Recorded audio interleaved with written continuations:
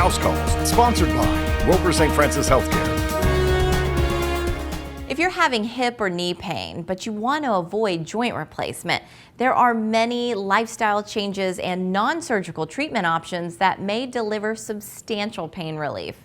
Here's Dr. Scott McDermott. When I see people with arthritis and they don't want surgery, I typically recommend what I call the 3 L's, and that's staying light, so decreasing the body weight, staying limber, so arthritis tends to make the joints get stiff, and so I recommend stretching routines that they should do daily, and I give my patients a handout for that. And then I recommend low impact activities, swimming pools and aqua therapy, as well as bicycling, elliptical machine, things that are not heavy impacts on their knee or hip joint. To learn more, call 843-402-CARE or visit rsfh.com.